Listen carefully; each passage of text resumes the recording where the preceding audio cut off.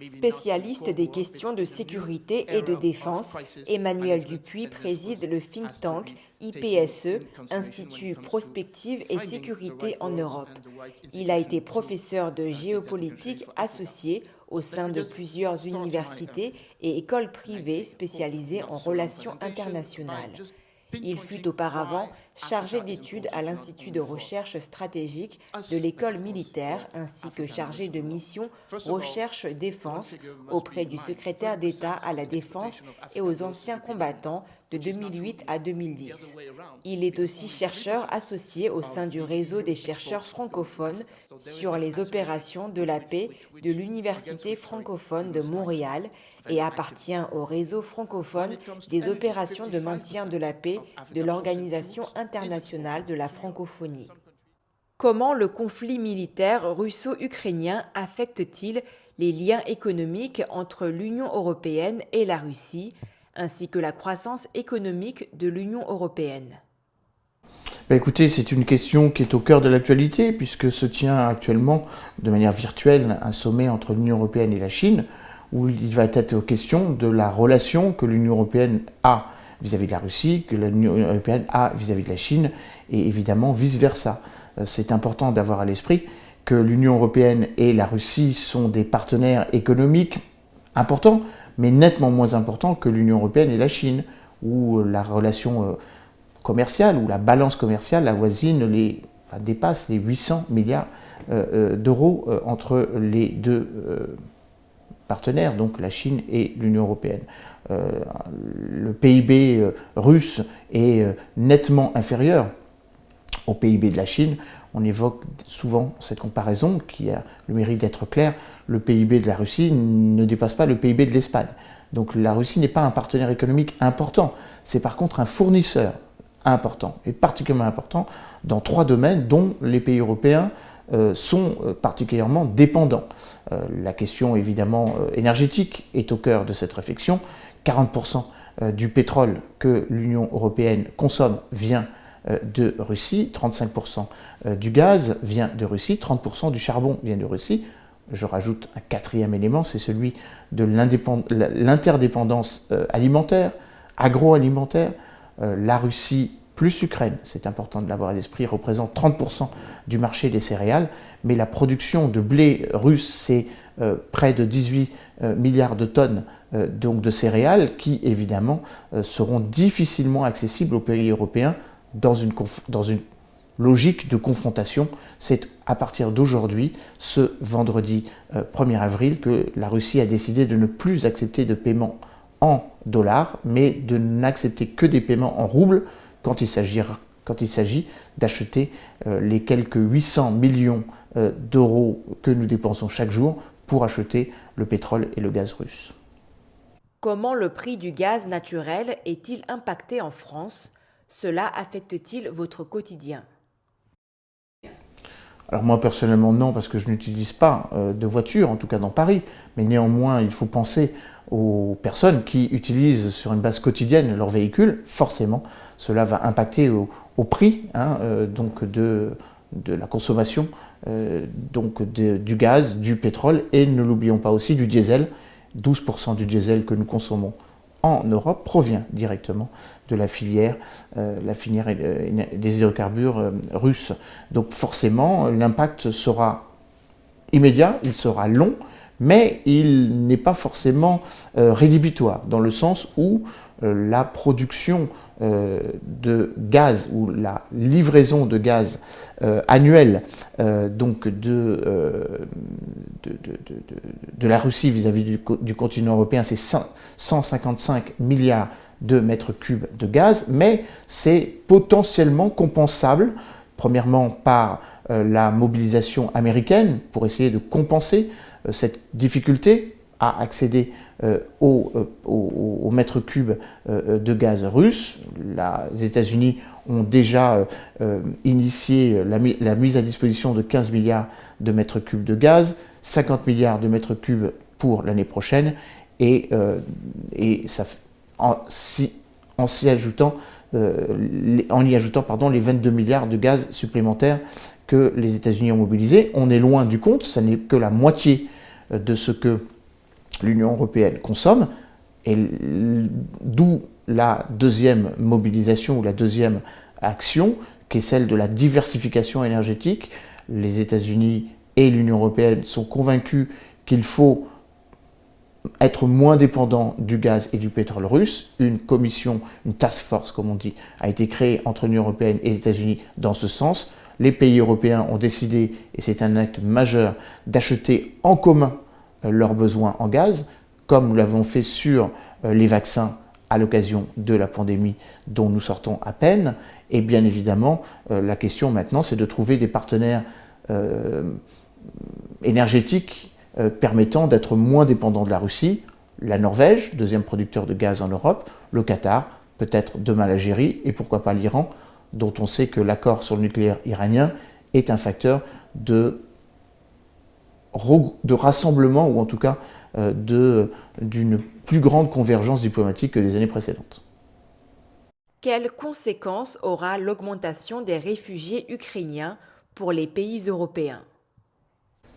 Alors déjà, il faut avoir à l'esprit que l'Ukraine est un pays de 43 millions d'habitants, mais que c'est un pays qui s'est constamment vidé de sa population.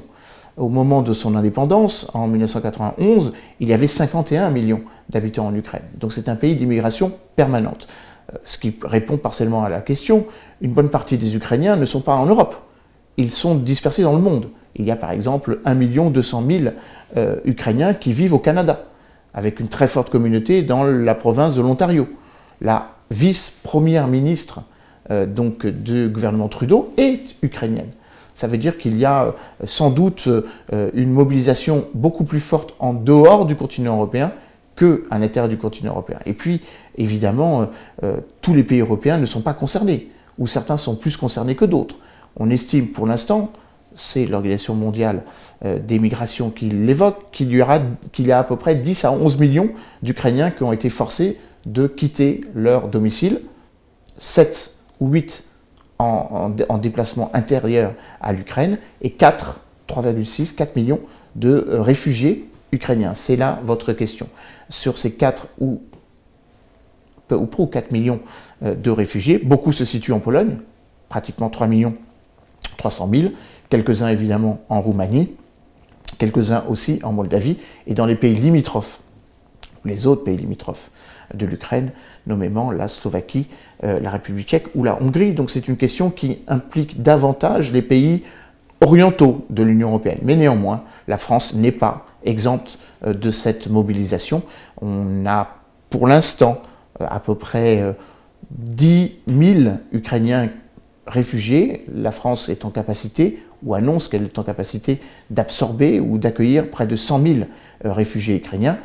Donc l'Europe est prête, et puis surtout l'Europe a mis en application le dispositif CARE, C-A-R-E, c'est-à-dire la capacité d'accueil des réfugiés en Europe, dispositif qui existe depuis 2001 mais qui n'avait jamais été appliqué, ni pendant la crise au Kosovo en 1999, puis au début des années 2000, ni en Syrie à partir de 2011, ou par rapport à la crise migratoire de 2015. Donc c'est une avancée considérable qui confirme que les Européens sont unis, en tout cas, par rapport à l'accueil exceptionnel de ces réfugiés. Donc ce n'est pas une question de difficulté, c'est une question d'adaptabilité, et c'est surtout une question de temporalité. Combien de temps durera l'accueil de ces réfugiés ukrainiens?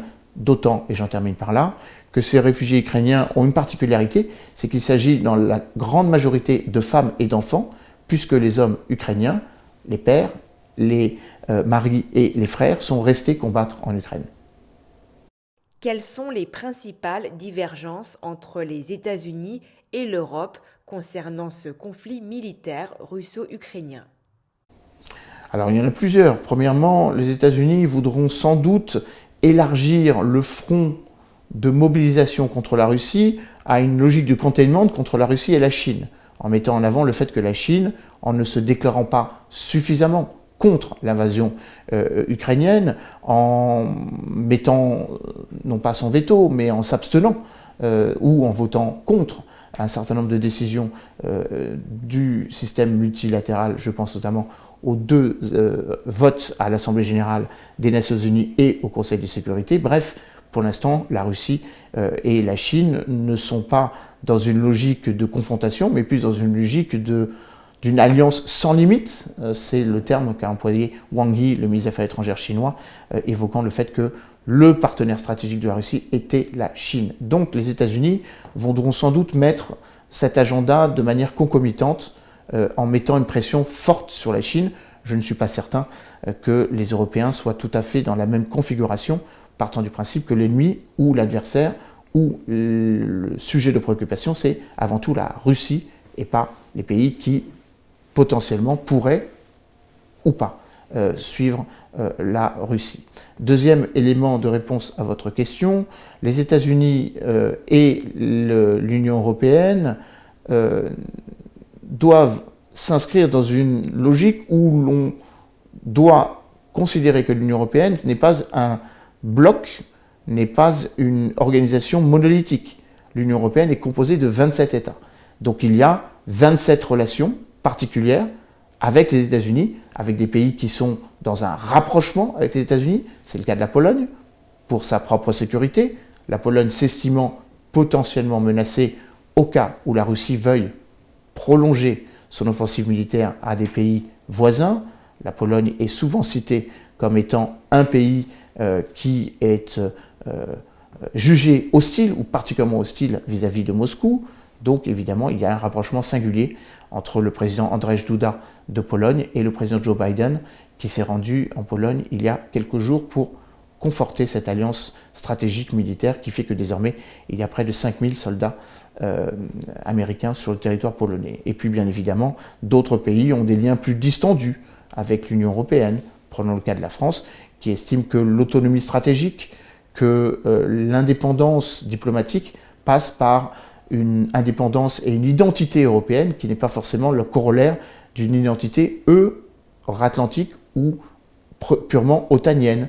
Bref, le président Emmanuel Macron est président du Conseil de l'Union européenne et donc il estime que c'est sur cette base-là que sa légitimité à discuter diplomatiquement, à se mobiliser militairement. Nous avons 700 militaires français basés entre l'Estonie et la Roumanie dans ce qu'on appelle le bataillon d'alerte de la force de réaction rapide de l'OTAN, prouvant que, évidemment, un certain nombre de pays européens, dont la France, veulent avoir un agenda très sensiblement indépendant, ou en tout cas moins interdépendant.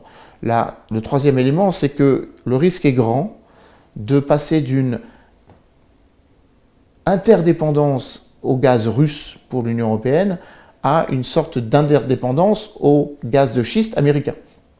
Et l'annonce par le président américain de la mise à disposition de 1 million de barils jour pour les 6 prochains mois, c'est-à-dire 180 millions de barils donc potentiellement donc à disposition des Américains, mais également de leurs partenaires européens, prouve à quel point le danger est réel de passer d'une dépendance à une autre, avec évidemment une difficulté pour nous, pays européens, puisque le gaz de schiste coûte 7 fois plus que ne coûte le gaz russe. C'est le troisième élément. Le quatrième, et ce sera mon dernier point, la dépendance des Américains vis-à-vis, la dépendance des Européens vis-à-vis des Américains se fait aussi dans le domaine de l'armement. On a souvent mis en exergue ces derniers jours et ces dernières semaines l'indépendance nouvellement acquise ou nouvellement confirmée des pays européens en matière de défense, avec des pays qui décident d'augmenter leur budget de la défense. C'est le cas de l'Autriche, qui va porter à 1% de son PIB. C'est le cas de l'Allemagne, qui a décidé de mobiliser près de 100 milliards d'euros pour les 2 prochaines années. Mais le paradoxe veut que quand ces pays européens renforcent leur capacité de défense, c'est pour acheter du matériel américain. Donc la conséquence de ce conflit, c'est qu'il y aura davantage de matériel militaire américain sur le territoire européen, donc au profit des entreprises de défense américaines. C'est un effet collatéral, mais néanmoins, il faut garder à l'esprit que l'Union européenne, l'OTAN, les États-Unis et l'Europe, en général, les pays non membres de l'Union européenne, c'est le cas par exemple la Norvège et l'Islande, sont tous exceptionnellement et assez étonnamment unifiés dans la mobilisation forte et la colère ou la position de critique vis-à-vis de la Russie. Que pensez-vous du rôle que les États-Unis ont eu dans ce conflit militaire russo-ukrainien ? Il est déterminant, mais il est déterminant déjà depuis près de 8 ans. Il ne remonte pas à quelques jours ou à quelques semaines. Les États-Unis ont toujours été très actifs depuis les événements de Maïdan, depuis l'annexion de la Crimée en février 2014, depuis le conflit dans le Donbass, à la fin de 2014, à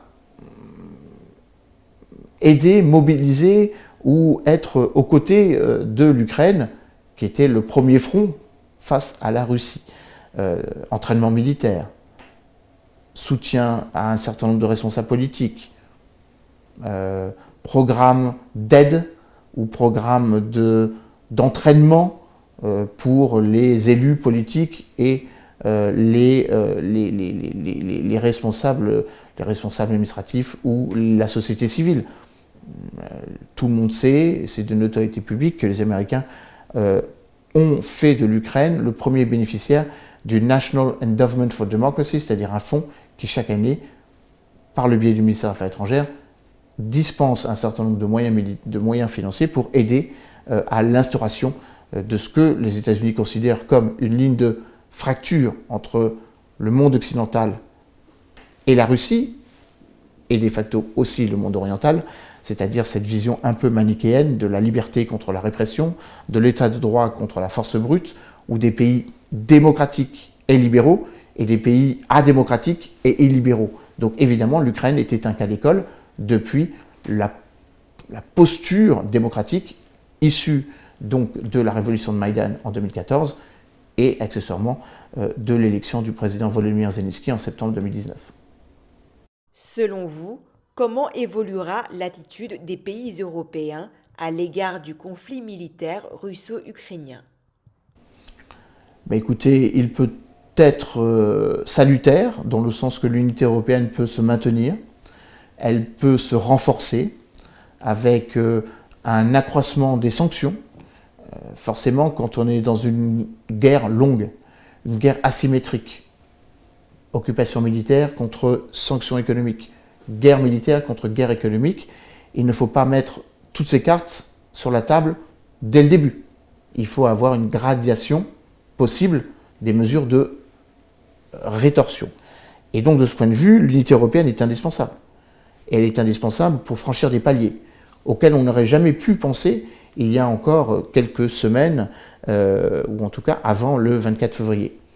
Le fait de débrancher la Russie du système SWIFT, qui était une décision lourde, douloureuse, parce que beaucoup d'entreprises françaises présentes en Russie en ont payé le prix. Deuxièmement, de tendre vers un embargo sur le pétrole et sur le gaz. La plupart des entreprises exploitant de pétrole et de gaz, Total Energy par exemple, ont décidé de mettre fin à leur activité pétrolière. Gazière, c'est autre chose. Troisième élément, le fait de marginaliser la Russie de toutes les organisations internationales auxquelles elle appartenait, au sein de l'OMC depuis 2001, au sein du Conseil de l'Europe, la bannissant de toutes l'organisation d'événements sportifs, la Coupe du Monde au Qatar, un certain nombre donc de fédérations, le tennis, le football, le rugby, etc., aura des conséquences forcément sur la relation que nous, pays européens, devrions avoir avec la Russie et que la Russie devrait néanmoins avoir avec les États-Unis. On est dans une logique où, évidemment, ce conflit signe le début d'une nouvelle ère, un nouveau paradigme stratégique.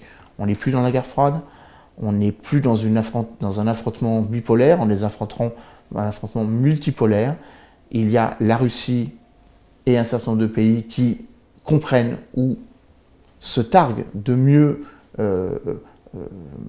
analyser, de mieux, non pas justifier, mais de mieux assimiler ou prendre en compte la position russe. Par exemple, le cas de la Turquie est assez exemplaire. La Turquie a beau être membre de l'OTAN depuis 1952, elle est médiateur dans cette crise, Et pourtant, la Turquie ne va pas sans doute sanctionner autant que nous l'aurions souhaité les oligarques russes qui, ne pouvant plus venir en Europe, continuent à aller en Turquie, bénéficiant évidemment de leurs attributs traditionnels, leurs bateaux, leurs maisons ou leurs comptes en banque. Donc on voit bien qu'il est en train de se superposer à ce conflit en Ukraine, dont l'issue nécessaire et évidemment attendue est celle d'un cessez-le-feu immédiat, de corridors humanitaires pour évacuer les populations qui vivent un enfer. Le cas de Mariupol est un très bon exemple. Et en même temps, une réflexion sur laquelle un certain nombre de co-belligérants, la Chine, la Turquie, l'Inde, les pays émergents, j'y ajoute le Brésil et l'Afrique du Sud.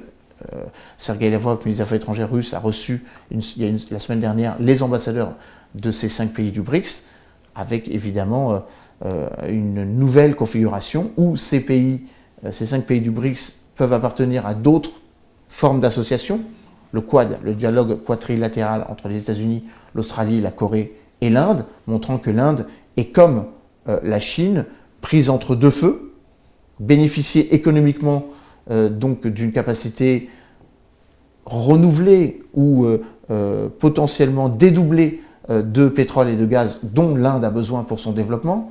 Elle vient juste d'acheter 360 000 barils à 25 $ le baril. Elle en a réservé 5 millions de plus.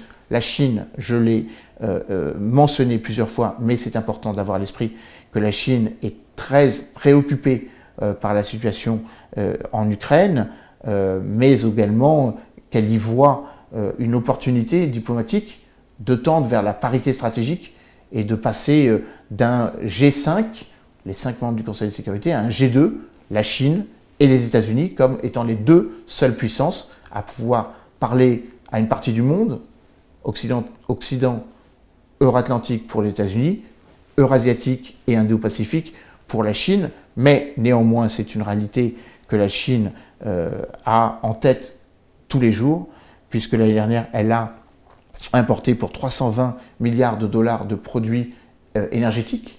Elle importe 70% de son pétrole, elle importe 30% de son gaz, elle importe évidemment aussi un certain nombre de denrées alimentaires, et donc forcément la guerre en Ukraine ne la favorise pas, notamment parce qu'elle était cliente à la fois de l'Ukraine et de la Russie.